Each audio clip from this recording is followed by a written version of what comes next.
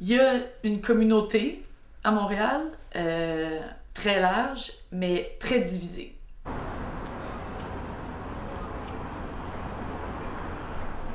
Je m'appelle Lou Lamontagne, j'habite Montréal, au Québec, j'ai 58 ans et je suis lesbienne. Je m'appelle Catherine Martineau, j'ai 23 ans et je suis lesbienne. Léa, 23 ans. Audrey, 21 ans. Et on est en couple. Florence Gagnon, 24 ans, et je suis lesbienne. C'est ma conjointe Nancy, moi je suis Linda, on se connaît depuis 34 ans et on est un couple depuis 14 ans. Et depuis 6 ans maintenant, on a un enfant qu'on a adopté. Je m'appelle Marraine Saint-Gelais, j'ai 18 ans et je suis lesbienne. Mon nom c'est Renée Carmel Dormeus, je suis canadienne de naissance d'origine haïtienne, j'ai 37 ans, je suis lesbienne. Je m'appelle Maude, j'ai 35 ans et je suis lesbienne. Ben moi c'est Vanessa, j'ai 21 ans. Stéphanie, j'ai 18 ans. Et on est un couple. Alors, je m'appelle Camille, j'ai 21 ans et je suis lesbienne. My name is Catherine. I'm 30 years old and I identify as a gay woman. Mon nom est Annick, j'ai 25 ans et je suis lesbienne. Je suis Diane Fernand, j'ai 69 ans et je suis lesbienne. Je m'appelle Mélanie, j'ai 23 ans, je suis éducatrice spécialisée et je suis lesbienne. My name is Kayla Grunfeld, I'm 22 years old and I'm a lesbian. Je m'appelle Lynn Chamberlain, j'ai 61 ans, je suis lesbienne. Magali Deleuze, j'ai 45 ans, je suis lesbienne. Moi, je m'appelle Laura Boo, j'ai 31 ans, je suis une anglophone québécoise de Montréal. Je suis un queer lesbienne. En fait, depuis l'âge de 15 ans, j'ai toujours été avec des hommes. Et j'ai toujours éprouvé ce petit malaise ou cette petite insatisfaction que j'arrivais pas vraiment à expliquer. Jusqu'à ce que, par hasard, je rencontre ma douce et finalement tout s'est expliqué à ce moment-là. Moi, je sais depuis que je suis toute jeune que j'aime les femmes. J'ai eu des expériences avec des hommes, mais j'ai toujours été plus attirée envers les femmes. Et voilà. Mais tu l'as pas vécu? Pas trop, non. C'est ça. Nancy et moi, à l'âge de 16 ans, on a fait des petites expériences. Et je pense qu'on était amoureuses, mais moi, personnellement, je pouvais pas vivre ça à cette époque-là. Donc, on a comme mis fin, mais on est restés les meilleures amies du monde jusqu'à l'âge de 33 ans. Oui. Où Nancy, qui est en couple depuis 8 ans et vivait avec un homme, m'a dit qu'elle pensait être bisexuelle. Et là, je l'ai questionnée et finalement, pour me dire que depuis toujours, elle savait qu'elle aimait les femmes puis qu'elle était plus capable de vivre dans le garde-robe, finalement. Oh ouais. Et moi, étant la bonne amie que j'étais, j'ai décidé d'aider mon amie. Alors, j'ai parlé à une fille que je connaissais de l'université, mais je la connaissais très peu, mais je savais qu'elle était lesbienne. Et j'ai parlé de mon amie Nancy pour voir comment je pouvais aider mon amie. Et cette fille-là, Michelle, est devenue très significative. Elle a beaucoup parlé avec Nancy, a offert d'aller dans les bars, de me faire découvrir un peu le côté pas homosexuel, mais le côté gay, où il y avait les bars, où tu pouvais rencontrer des gens. Et elle avait suggéré à Nancy, parce que Nancy ne se voyait pas aller s'asseoir dans un bar, d'aller dans une activité lesbienne pour rencontrer des femmes. Aussi pour être dans le milieu, pas nécessairement... Donc, Nancy s'est inscrite à la balle, molle. Dans une ligue gay. Et a rencontré une fille. Et moi, qui lui disais, mais invite-la, allez au cinéma, faites quelque chose. Et entre-temps, Nancy avait laissé son conjoint et était venue vivre chez nous temporairement. Et je suis rentrée du travail un soir pour avoir un message de Nancy qui ne rentrait pas dormir. J'ai pas aimé. Le lendemain, j'avais un deuxième message que Nancy ne venait pas dormir. Et là, j'ai vraiment... Alors, j'ai composé Étoile 67 pour retracer le numéro et j'ai appelé Nancy chez la fille en question pour lui dire que j'allais pas bien et qu'elle était mieux de s'en venir rapidement. Ce que Nancy a fait. En bonne amie, bien sûr. Et je savais même pas ce que j'avais, mais il y a quelque chose, je me sentais extrêmement mal sans savoir ce que c'était pour réaliser finalement que j'aimais Nancy puis que je pouvais pas m'imaginer qu'elle serait dans les bras d'une autre femme. Les bras d'un homme, c'était correct, mais les bras d'une autre femme, non. Ça pouvait pas être possible. Et ce fut le début. Mais c'était plus compliqué que ça. Oui. Ben moi, ça a été assez dur parce que, je sais pas, genre, je voulais juste pas y croire. Parce que je savais que comme, ça allait sûrement causer la mort, puis tout. Puis j'étais vraiment comme ça. Fait que j'y pensais même pas, genre, je me mindais dans ma tête que j'étais hétéro, puis tout. Puis dans le fond, le jour où comme, une de mes voisines était enceinte, puis elle est venue me voir, elle dit genre, je suis prête à dropper mon chum pour toi. J'ai vraiment pris un step back, puis j'ai fait, c'est pas, je le suis pas, puis blablabla. Mais après ça, j'y ai repensé, puis j'ai comme fait, non, peut-être que je le suis finalement. Puis ça a donné que j'étais allée à un party, qu'il y en avait plein. Puis ça a donné que j'ai fini avec une fille là, puis j'ai comme fait, oh, ok, peut-être que je le suis pas vrai. Puis là, j'ai fait genre, ben là, j'ai plus le choix de m'afficher. Fait que dans le fond, j'ai commencé à m'afficher là, mais non, ça a été assez dur, là. Moi, j'étais bien de même, là. Je voulais pas y croire. Yeah, I guess because for a lot of people also, it's just such an essential part of us that when we realize it, it's dramatic. But for me, it was very much, there was a sense of relief, for sure. Like, huge relief. I was like, oh, finally, I get it. It's like the last piece of the puzzle is coming together. I get why all these things have been this way in my life. And now I feel more complete that I know this, you know? Ben moi, même quand j'étais jeune, je savais, là. Au lieu de regarder les petits garçons qui couraient, je regardais les petites filles, là. Et j'ai sorti une première fois du placard quand j'avais 15 ans. Ça l'a mal été. Et j'ai eu beaucoup d'expériences vraiment pas très fun avec mes parents. Et après, à 19 ans, je suis ressortie du placard avec une copine. Puis ils n'ont pas vraiment eu le choix de l'accepter, là. Puis depuis ce temps-là, ça va bien. J'étais terrorisée de faire mon coming out. En fait, je pense que j'étais terrorisée parce que j'étais pas à l'aise avec moi-même, parce que je me posais encore des questions, puis parce que je me disais et merde, mais si je dis que je suis lesbienne ou si je dis que je suis bi, puis là finalement c'est pas vrai, puis je sais pas, puis il y avait tellement de questions, puis il y avait trop de questions dans ma tête. Puis à un moment donné, quand je me suis dit Camille, relax, là, c'est juste aimer des filles, là. Je veux dire, il y a des choses bien pires que ça dans la vie. Je me suis calmée, j'ai commencé à le dire autour de moi, puis c'est très bien passé. J'appréhendais un peu les préjugés, en fait. J'appréhendais pas le fait que je savais que mes parents allaient bien le prendre, mais j'appréhendais les préjugés du style...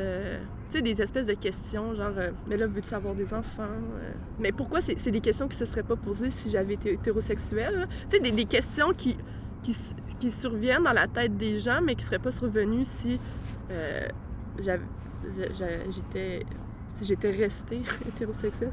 J'ai essayé le plus possible d'être hétérosexuelle, même si c'était pas ça.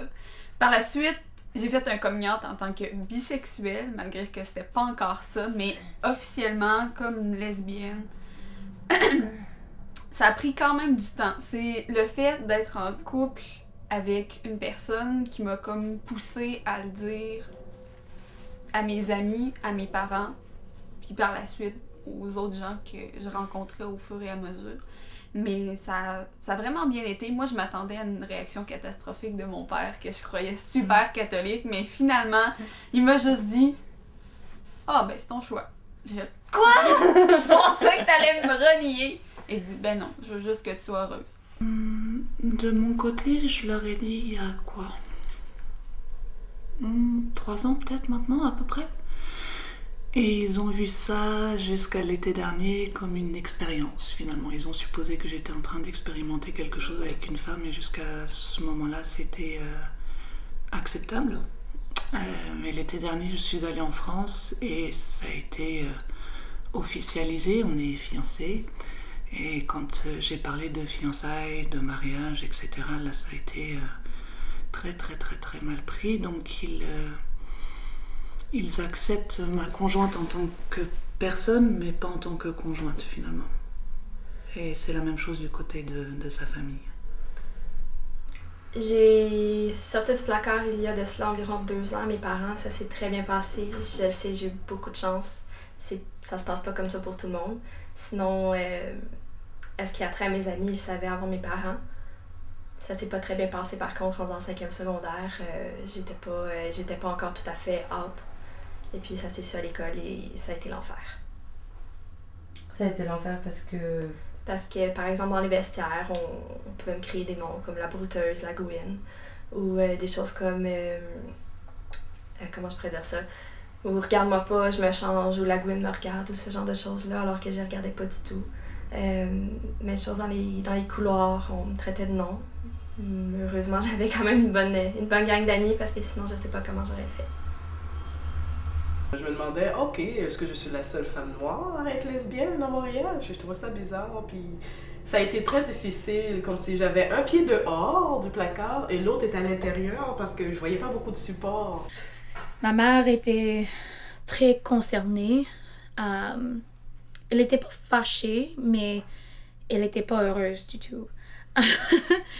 Elle essayait de trouver des it was like she was trying to convince me that I wasn't, you know, which was really funny. And I didn't want to really talk to her about it because I thought, like, I don't know, she's my mom. She's not gonna understand. She's old, you know. I was 14, so I wasn't thinking really. And so yeah, so she, after about 10 minutes, guessed that, okay, Kayla's gay. She asked me all these questions and then she kind of got to that. And then it's pretty funny.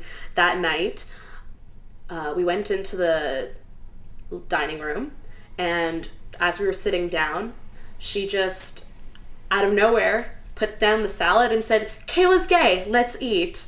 And that's how the rest of my family found out. My brother, who was 12 at the time, and my dad.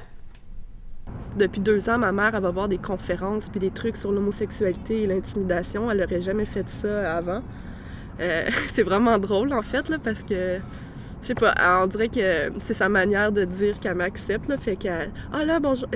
ma mère, elle reste pas à Montréal, donc elle m'écrit pour me dire « Je suis allée voir une conférence, là, sur telle vedette parle de son homosexualité, c'était vraiment intéressant. » Mais tu sais, OK, mais c'est le fun. Je pense que c'est aussi... Ça provoque une ouverture chez les gens autour de moi qui, pour la première fois, pour beaucoup d'entre eux, sont capables de mettre un visage sur l'homosexualité, puis sont capables de se dire « Ah, finalement, c'est pas juste le village gay ou genre la section vidéo à côté de la section porno, t'étais la section toujours gay, lesbienne ou homosexuelle. Finalement, c'est pas juste ça, c'est pas... Parce que souvent, les gens, quand ils entendent homosexuel, ils retiennent juste le sexuel du homosexuel, puis c'est beaucoup l'image, tu sais. C'est une orientation hyper sexualisée, mais là, ils mettent une image comme un visage homosexualité, puis là, ils se disent « Ah, ben... Tu sais, Catherine, elle a pas changé, tu sais, elle reste la même personne que j'ai connue pendant 20 ans. Donc, en fait, l'homosexualité, c'est aussi banal que ça, aussi, tu sais.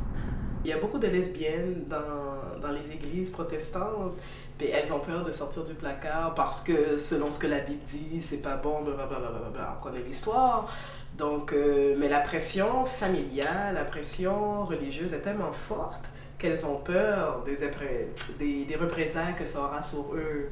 Ils m'acceptent comme lesbienne, puis ils n'ont jamais eu de problème. Mais là, j'ai une blonde affectueuse. Et dernièrement, je suis allée à une fête de famille chez mon frère. Puis il m'a dit que tout le monde se sentait mal à l'aise parce que Cécile m'embrassait, tu sais. Et fait que là, il fallait que la prochaine fois que j'ai 69 ans, hein, je me fais dire ça par mon frère, que la prochaine fois que je vais dans une fête de famille, faudrait pas qu'on se touche. C'est quand même quelque chose, là, tu sais.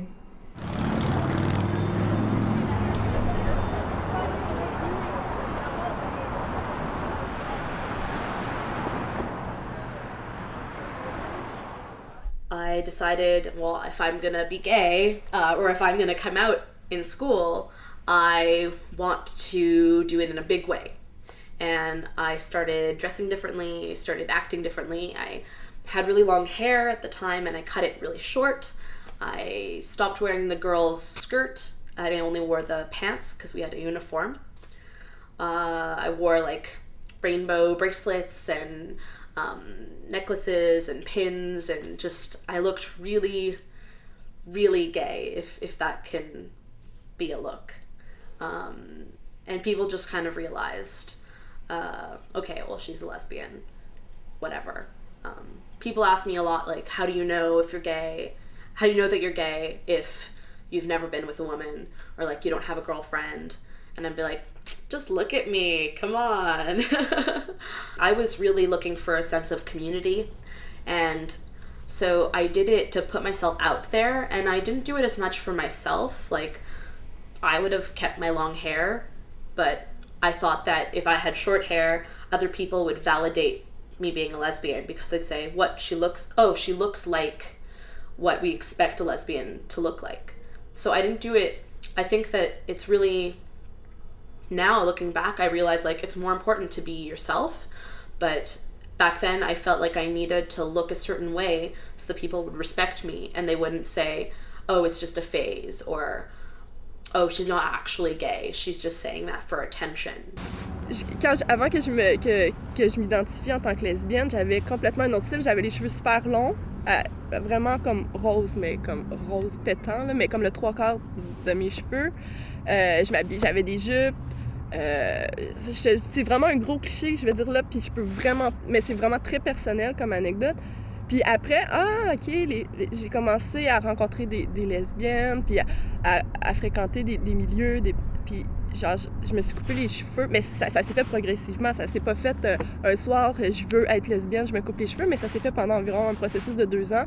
Mes cheveux, j'y coupais de plus en plus, j'ai changé mon style vestimentaire, plus de jupe, je me maquillais plus, j'ai arrêté de me faire les sourcils, j'ai arrêté de m'épiler les jambes, de m'épiler les aisselles, mais puis tout ça s'est fait graduellement, là. Comme je dis, ça l'a pas fait, les gens m'ont pas vu du jour au lendemain en disant, mais mon bon Dieu, qu'est-ce qui t'est arrivé, t'es devenue lesbienne, mais ça s'est vraiment fait progressivement, puis en même temps, je me suis rendu compte que ce que je voulais faire là-dedans, c'est que je voulais me détacher des stéréotypes puis de la féminité construite, ben, finalement pour m'inscrire dans une autre construction qui est la lesbienne. Parce que ma copine me dit, tu sais, quand on te voit, on le sait, on se doute pas mal que t'es lesbienne à cause de ta petite casquette puis de la manière que tu t'habilles. Puis là, j'ai fait comme, ben non, franchement... Mon but, c'était justement de déconstruire des stéréotypes. Elle dit, ouais, mais c'est impossible d'être hors des normes. Tu t'es juste inscrite dans d'autres normes, tu sais. Là, j'ai fait, là, j'étais un peu déçue. Mais là, je dis, bon, ben, je veux dire, en fait, oui, je pense que les lesbiennes veulent se sortir des stéréotypes hétérosexuels, mais elles s'inscrivent dans d'autres normes, en fait. Puis je pense que sortir des normes, c'est très difficile. There's the femme, there's the lipstick lesbian, there's a difference. There's butch, bull dyke, granola, there's the boy, B-O-I, not B-O-Y. There are so many. C'est sûr c'est ça. Les butch, je sais pas si ça existe en France. Si. Ben, en tout cas, c'est probablement la même chose ici. C'est des filles très masculines. Mais on sait... Moi, en tout cas, je me questionne encore là-dessus. Genre, j'en avec un ami, puis j'ai dit... Tu sais, ces filles-là, est-ce qu'elles sentent vraiment, tu sais, que dans leur corps, dans leur esprit, elles sont vraiment masculines, puis elles sentent le besoin de s'habiller comme des hommes?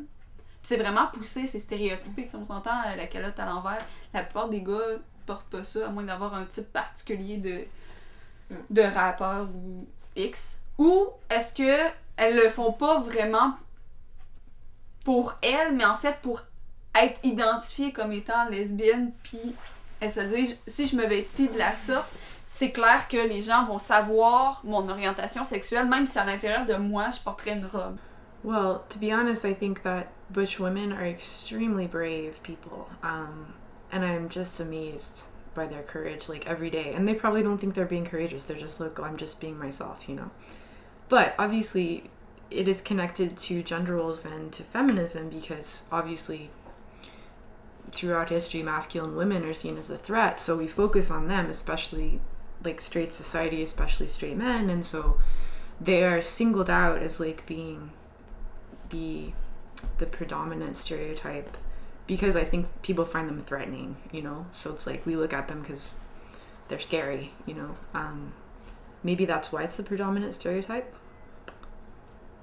Ce qu'on reçoit tout le temps, c'est la limite du genre, c'est-à-dire qu'il ne faut pas trop déroger aux normes de genre, parce que là, ça devient inacceptable. Donc, le genre se réintroduit constamment pour définir l'acceptabilité de l'homosexualité. Et c'est vrai pour les hommes et pour les femmes, sauf que pour les femmes, la limite du genre, ça veut dire de redevenir féminine. Or, la féminité est construite en fonction de l'hétérosexualité, c'est-à-dire pour que les femmes plaisent aux hommes, dans l'apparence physique, dans le comportement aussi. Donc, les qualités féminines traditionnelles, mais qui sont encore de mise, c'est une femme doit être belle, une femme doit être plus douce, une femme doit être plus attentive aux autres. Ce sont les qualités féminines qui demeurent valorisées. Donc, la réassignation à la féminité pour les femmes, pour les lesbiennes, a des implications différentes de la réassignation à la masculinité. Il est beaucoup plus facile pour les hommes de dire « mais oui, je conserve ma virilité ou ma masculinité » parce que c'est ce qui est valorisé dans notre société. C'est ce qui donne la position dominante dans notre société. Mais il y a beaucoup de lesbiennes féminines et on n'en parle pas. Les lesbiennes féminines ne s'affichent pas, ils peuvent pas se promener toujours avec une pancarte écrite « je suis lesbienne ». Je veux pas généraliser en disant que c'est toutes les femmes lesbiennes qui croient pas que je suis lesbienne, mais il y en a beaucoup qui pensent que parce que je suis très féminine, j'aime les robes, les talons, les jupes, les maquillages, ce genre de choses-là. J'aime me pouponner le matin, tout ça. Que je suis pas une vraie lesbienne, que je suis bisexuelle ou je fais ça juste pour attirer l'attention ou quoi que ce soit. Donc, quand tu fais pas partie du stéréotype de la lesbienne, dans le fond, tu l'es pas. C'est juste pour attirer l'attention. Donc, quand les personnes hétérosexuelles te croient pas que t'es lesbienne et que les personnes lesbiennes te croient pas que t'es lesbienne, t'es comme entre les deux, tu sais pas quoi faire. Donc, on demande juste à être accepté, mais dans le fond, on l'est pas. Au niveau des codes, peut-être que celles qui sont plus visibles, celles qui ont une apparence un peu plus masculine, ont plus de facilité à entrer dans la communauté lesbienne parce que c'est évident qu'elles le sont. Lorsqu'on est un peu plus féminine, on peut se faire prendre pour une hétérosexuelle puis se faire carrément tasser de la communauté lesbienne. C'est-à-dire se faire dire qu'on n'est pas assez lesbienne pour en faire partie. J'en ai beaucoup d'amis qui m'ont raconté des histoires où ils entraient dans un espace queer puis quelqu'un leur a demandé de partir parce qu'ils pensaient qu'ils étaient straight, parce qu'ils étaient féminins ou parce qu'ils n'étaient pas comme une gay, typique. And je pense que c'est it's sad and it's unfortunate. Je pense que ça serait meilleur si on laisserait un plus gros marge pour la diversité des expressions personnelles. C'est juste la mode, c'est pas exactement we come in all shapes and sizes, but there are stereotypes and sometimes it's hard to pick up if you're not one of the stereotypes. Heureusement qu'on peut être qui on est. Si t'as pas envie de mettre des robes, c'est bien correct. Puis si t'as envie d'avoir l'air d'un homme, ça aussi, ça t'appartient. Mais demande-moi pas d'être dans un moule. Je refuse d'être dans n'importe quel moule, pas plus celui-là que n'importe quel autre. J'ai pas besoin d'avoir les cheveux courts puis de pas avoir de maquillage pour dire que je suis lesbienne et fière de l'être. Pour moi, c'est pas ça.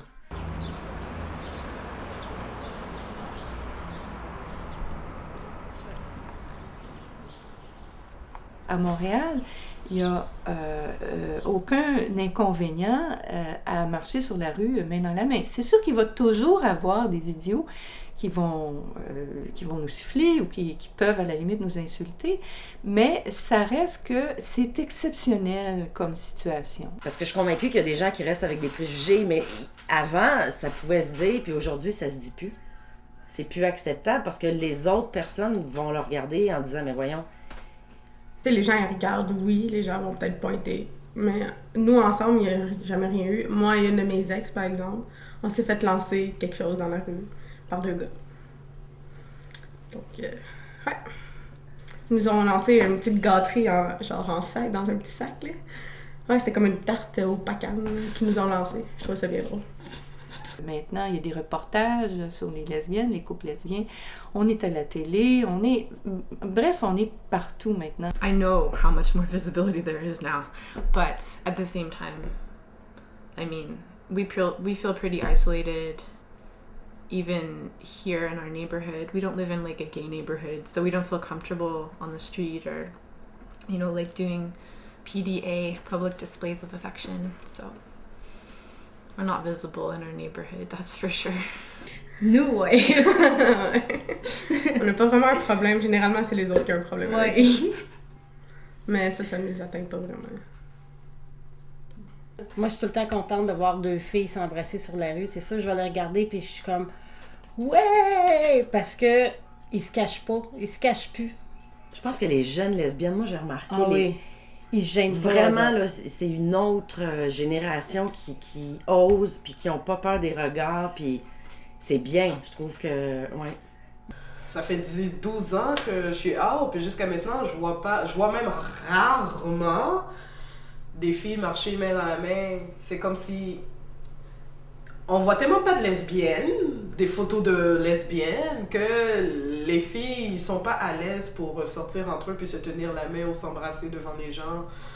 Donc, j'ai forte l'impression que si on montrait plus les femmes, des photos de femmes, des vraies couples lesbiennes, mais on serait pas aussi timide à s'afficher en public. Dans les séries télé, oui, il y a beaucoup plus de lesbiennes qu'avant. C'est bien pour notre visibilité.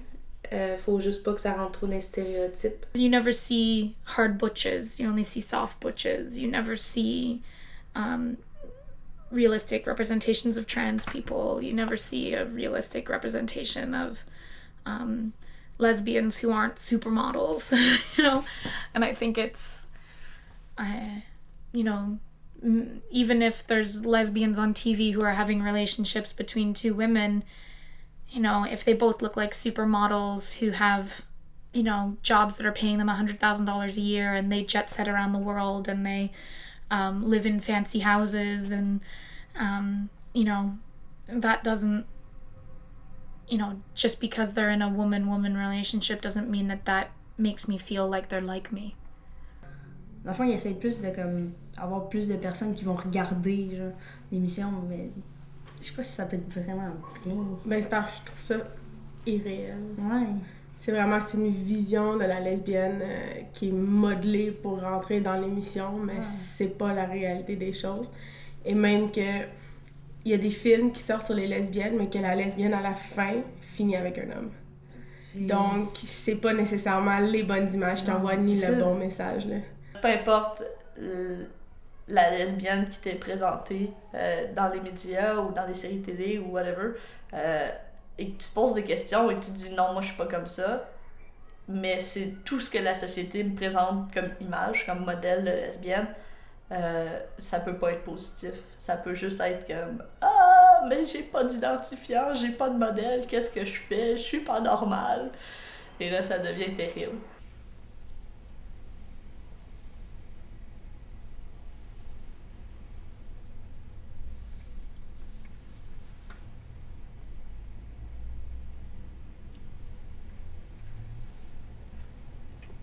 Les lesbiennes sont toujours moins socialement visibles que les hommes, homosexuels ou gays, que ce soit en milieu de travail, que ce soit dans l'école. Par exemple, en milieu de travail, les gays sont plus présents. Il y a plus de blagues envers les gays, donc de blagues négatives, de stéréotypes négatifs, mais il y a aussi des stéréotypes positifs envers les gays. C'est-à-dire qu'on dira « Ah, les gays, quand même, c'est des hommes qui s'habillent bien, qui ont des qualités, qui sont beaux, qui sont fins, ils ont plus de gentillesse, qui sont propres. » Donc, on leur prêtera un certain nombre de qualités stéréotypées, mais quand même des qualités. Or, il n'y a jamais de stéréotypes positifs pour les lesbiennes. C'est où alors on souligne les qualités positives. Quand on souligne les qualités positives, c'est pour dire qu'elles sont belles, ça paraît pas qu'elles sont lesbiennes, donc d'une façon dénier leur lesbianisme. Et de l'autre côté, par exemple, la lesbienne masculine, c'est toujours la figure repoussoire, c'est toujours la figure négative. Il n'y a jamais de qualité. On ne souligne jamais sa force, son courage, son audace, son originalité. Ça n'arrive jamais. Donc, les qualités masculines qu'on pourrait prêter aux lesbiennes, comme on prête des qualités féminines aux hommes gays. Mais dans le cas des hommes gays, c'est positif. Dans le cas des femmes, ou c'est pas là, ou c'est pas positif. Je fais une grosse distinction entre la communauté lesbienne et la communauté gay.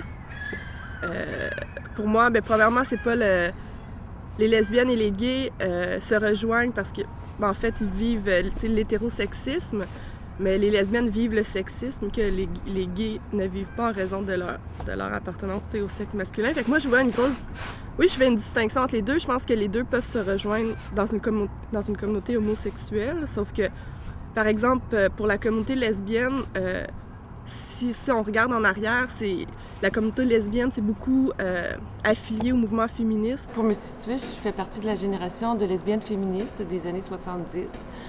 Donc, c'est beaucoup à travers le féminisme que j'ai développé un regard autre sur les femmes et que j'ai rencontré des lesbiennes et que, éventuellement, j'ai préféré avoir des relations avec des femmes.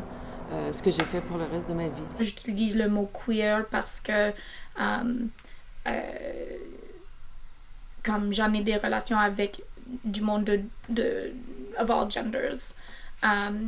Mais en général, je suis aussi très liée avec le mot lesbienne comme un mot que je trouve à ce moment, c'est pas assez utilisé dans la communauté queer. Like, on ne donne pas assez de respect à l'histoire de les femmes qui sont travaillent si fort pour avoir une place dans le monde. You know, like there's these amazing lesbian activists. Mais ma sexualité, c'est pas parfaitement comme expliqué par le mot lesbienne. It's a little bit too tight for who I actually date. Et c'est drôle, au début du mouvement, les lesbiennes, on était toutes solidaires ensemble. Et plus qu'on s'est politisé, tout à coup, il y a eu des fragments, tu sais, ça s'est fragmenté. Il y a eu les lesbiennes radicales, il y a eu les lesbiennes féministes, les lesbiennes apolitiques et les lesbiennes séparatistes vers la fin des années 70. Et moi, je me considère, radicale, oui, mais surtout séparatiste.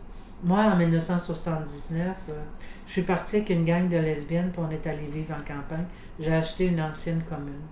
Et on a vécu 10 ans en campagne. Juste entre nous. Juste à lire des livres de lesbiennes. Juste à écouter de la musique de lesbiennes. Juste à inventer nous-mêmes nos chansons, nos pensées, nos philosophies. Tu sais, ça a été extraordinaire qu'on a pu vivre, nous autres, tout à coup, un mouvement lesbien autonome, tu sais. Puis qu'on a pu, nous autres, on s'est retirés pour vivre entre nous, pour savourer notre lesbianisme entre nous. Je pense que le lesbianisme va plus loin que la simple orientation sexuelle. Donc, c'est pas nécessairement qu'il y a des fausses lesbiennes ou des vraies lesbiennes, mais je pense qu'il y a quand même un continuum de prise de position, de conscience politique qui fait que les lesbiennes ne sont pas simplement des homosexuels LE, mais que c'est des femmes qui vraiment ont une réflexion politique sur ce qu'est d'être femme, ce qu'est d'être lesbienne, sur le patriarcat, sur l'hétérosexualité ou l'hétéronormativité. Mon identité lesbienne est très importante. Pour moi, être lesbienne, c'est vraiment comme une identité politique, mais libre dans mes choix, libre dans tout ce que je fais, tu sais. Je veux dire, je suis pas liée par tout ce patriarcat-là, tout ce cirque-là.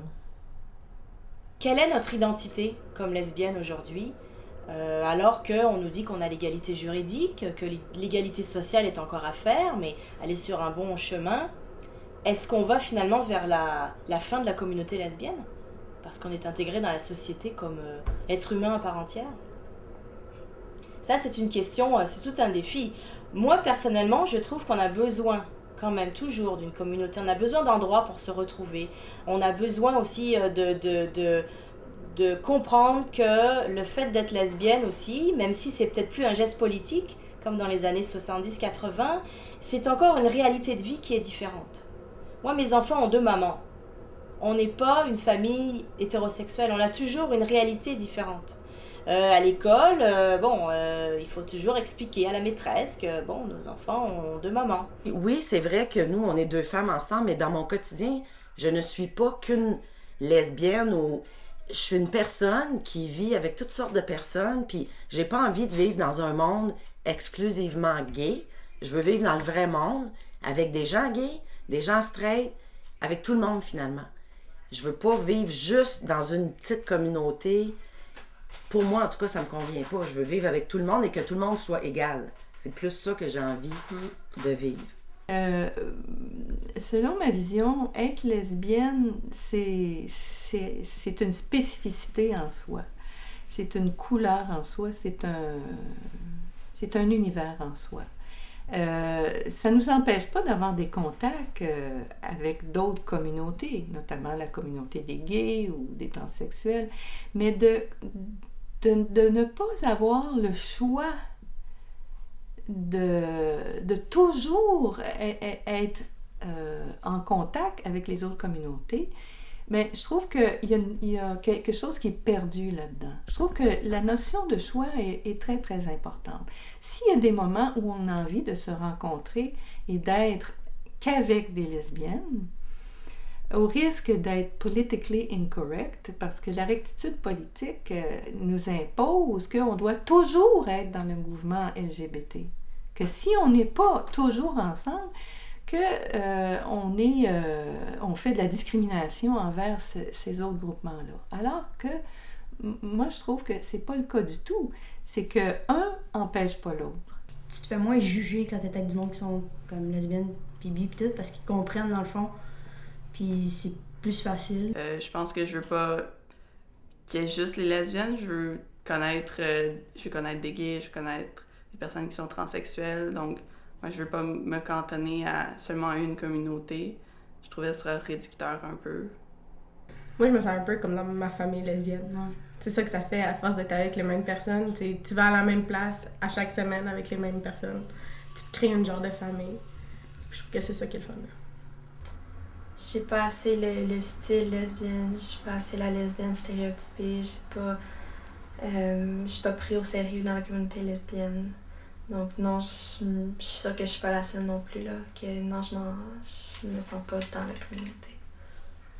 D'accord, mais est-ce que tu aimerais? Ouais. Parce que ça me ferait sentir comme si j'étais pas la seule. Oui, j'ai des amies lesbiennes, mais j'aimerais vraiment pouvoir me sentir comme dans la communauté comme une petite famille, comme sentir acceptée, tout ça.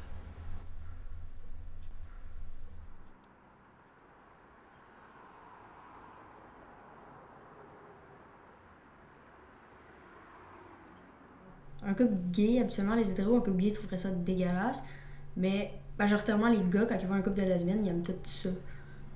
Puis, dans le fond, ils pensent juste au sexe aussi, là, on s'entend. Il y a une membre de Jeunesse Lambda qui est venue ici un jour et qui a dit j'ai écouté un vox pop et une madame à qui on demandait qu'est-ce que la sexualité lesbienne, la madame avait répondu elle se chatouille, et j'ai l'impression que c'est l'image qu'on se fait. En fait, c'est qu'elle est inexistante ou sinon enfantine, la sexualité lesbienne, parce que dans l'idée de la sexualité, souvent, on se dit que s'il n'y a pas de pénis, il n'y a pas de sexualité. Ben, la sexualité lesbienne, tu sais, il y a comme une partie qui est comme tachée, je te dirais, par le patriarcat, parce que il y a une partie qui est utilisée dans tu sais, la porno, par exemple. Tu sais, tu tapes, tu sais, réseau, à un moment donné, on tapait réseau, puis on avait tous les sites porno. C'est tous des sites supposément lesbiens. Ça, je trouve ça toujours embêtant qu'on soit comme, tu sais, la porno est presque idéale là, pour le patriarcat. Ça me fait un petit peu chier, si tu veux. Alors que c'est pas du tout comme ça. C'est pas l'action quand t'aimes quelqu'un, quand tu couches avec par exemple une autre fille que t'aimes, c'est de l'amour, c'est de la tendresse et tout ça. C'est comme un homme et une femme quand ils s'aiment. C'est le même principe. Moi, je pense qu'ils pensent que c'est une joke. J'ai vraiment l'impression que la plupart des hétéros, parlant des hommes, pensent que c'est une joke. Pensent que des filles sont ensemble parce qu'ils font un trip ou parce qu'ils savent pas quoi faire puis que dans le fond, ils veulent toute une queue puis... non. J'ai bien de la misère avec ça. Je te ramène à Paul Pelletier qui disait que le lesbianisme en tel, l'identité lesbienne, c'est une subversion au patriarcat. Et j'adore cette pensée-là. J'adore cette pensée-là. Paul disait, quand une lesbienne couche avec une autre lesbienne, c'est une gifle au patriarcat. C'est extraordinaire. Elle disait toujours, regardez-nous jouer. Pas rien. On manque de visibilité, on travaille là-dessus. Je pense que les filles sont motivées, il y a comme une nouvelle vague. On parle avec les femmes un peu plus vieilles qui sont très heureuses ils ont l'impression de nous laisser le flambeau puis qu'on est une bonne équipe. Là. Je pense que notre génération, là, que ce soit à 25-30 ans, on est prête à bouger les choses, puis on le fait pour les plus jeunes, on le fait pour les plus vieilles. On veut juste vraiment arriver à prendre notre place et avoir plus de visibilité.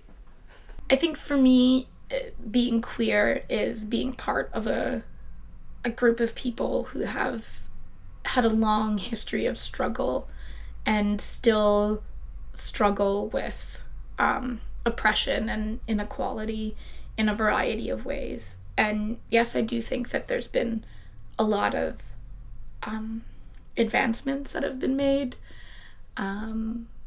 both in like how people, like general social opinion and also like political rights to varying degrees in different countries. But I also think that there's a lot still left to do. La visibilité, c'est quelque chose aussi qu'il faut prendre. Il ne faut pas attendre que les gens nous la donnent, la visibilité, ou qu'ils nous donnent la permission d'aller dans les endroits publics en étant soi-même. Il faut la prendre. Il faut prendre notre pouvoir. Puis prendre notre pouvoir, bien, ça fait partie de... C'est-à-dire prendre l'initiative d'être out partout, tout le temps. Ben c'est ça, prendre notre pouvoir.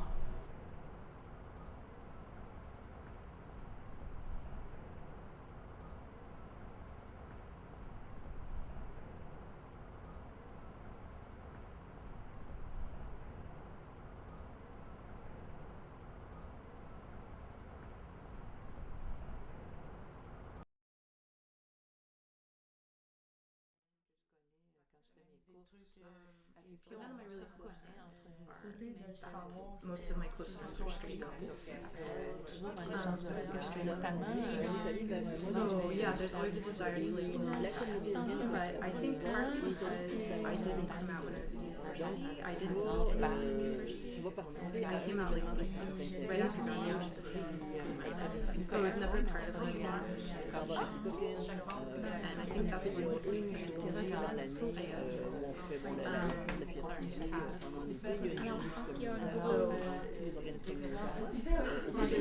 there's always the desire for me to have gay friends. I've expressed this desire and we've tried Mais